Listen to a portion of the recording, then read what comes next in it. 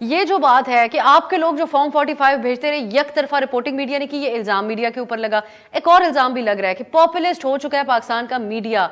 कुछ लोग कल्ट का लफ्ज भी इस्तेमाल करते हैं, जो कई दफा आपके मुखालफिन, आपके फॉलोअर के हवाले से भी इस्तेमाल करते हैं। तो कहा यह जा रहा है कि आप लोगों की ट्रोलिंग से डरते डरते सहाफ़ी इस तरफ आ गए कि अब वो जो है वो इस तरह की पोजीशन अपनाते हैं जो PTI को पसंद आए, और फिर अब आखिरकार हम नून लीग के ट्रोल्स की गालियों का निशाना भी बन गए। देखिए, हम तो ऐसा करते हैं ना, वो जिसको कल्ट कहते हैं हम उसको इश्क कहते हैं। वो कहते हैं कि आप इमरान खान के कल्ट में हैं, हम कहते हैं हम इमरान खान के इश्क में मुब्तला हैं। अब आप उनकी नजर है, एक आदमी खिड़की से कीचड़ को देखता है, एक आदमी खिड़की से नीचे कीचड़ को देखता है, दूसरा आदमी उसी खिड़की से आसमान को देखता है। अपनी अपनी नजर है, अपनी अपनी सोच है। उनकी जमात के भी अपनी अपनी बात है ना, अपनी अपनी सोच है। उन्होंने बात की कि वो सबसे बड़ी पॉलिटिकल जमात है। वो बिल्कुल सही कहते हैं। मेरे ख्याल में सबसे बड़ी पॉलिटिकल जमात एज ऑफ टुडे, जैसे राणा साहब कह रहे हैं, वो तो KP में एक जमात उलेमा इस्लाम है, उनको भी विक्ट्री स्पीच करनी चाहिए 7 सीटों के साथ, कि जी हम सबसे बड़ी पॉलिटिकल जमात हैं। वो खुदा के बंदे हो।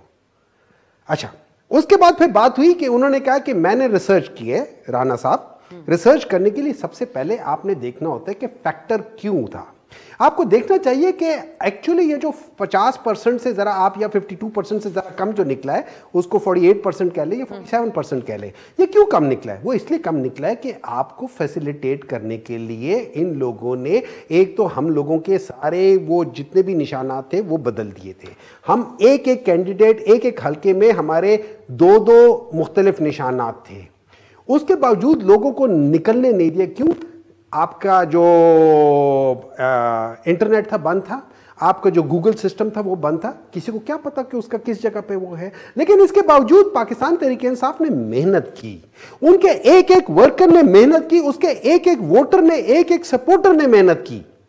जिसको ये कहते थे कि ये तो जी सोशल मीडिया की जमात है, उतर है ना सोशल मीडिया से नीचे, वर्चुअल से रियलिटी में आ गए। सोशल मीडिया की जमात बनी हुई है। ये शो नहीं, देखिए, यही लोग सोशल मीडिया में है, यही लोग सोशल मीडिया में, यही लोग नीचे आ गए। और मैं मान लेता हूं कि चले PTI वाले तो थे। मुझे एक बात बताएं, उस दिन कौन सा चैनल था, कोई एक चैनल बता दे जो कह रहा था कि यार ये नहीं हुआ। और मैं ये भी बता देता हूं, आप 10:15 बजे या 10 बजे या 10:15 बजे जियो ने 2 रिजल्ट दिखाए, उसके बाद हर तरफ अफरा तफरी मच गई। वो था 10-10:15 बजे, जब मियां नवाज शरीफ का हल्का 130 और मानसेरे वाला हल्का, जो उनकी बेटी का ससुराल है, ठीक है, अपने समधियों के वहां से हार गए।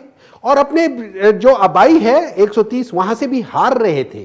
तब उनको समझ आ गए, ओ क्या करें। उन्होंने फौरन जाके इधर उधर फोने की, सबके हवाएं उड़ी हुई थी। उसके बाद क्या हुआ कि एक शख्स अपने ऑफिस से बगैर प्रोटोकॉल के निकला, उसने जाके गहरी नजर डॉक्टर साहब ने रखी हुई थी उस दिन उनकी एक्टिविटी के ऊपर। आप लोग ही वो कर रहे थे ना, हम तो उस लिहाज से कर रहे थे, हमने उसी चीज को देखा। अच्छा, उसके बाद एकदम चेंज हो गए, सब चीजें स्टॉप हो गई। अच्छा, सुबह 4 बजे तक PTI हर हल्के में जीत रही थी, और एक एक 2-2 3-3 वोट से नहीं, 25-25 30-30 हजार वोट से जीत रही थी। लेकिन उसके बाद वो हो गया और इनको रेस्क्यू करने की कोशिश किया, लेकिन बड़ी देर की मेहरबान आते आते, ठीक है, खाक हो गए ये तुम सबको खबर होने तक। इनको अगर फेस सेविंग चाहिए, मियां नवाज शरीफ साहब को रिजाइन करना चाहिए।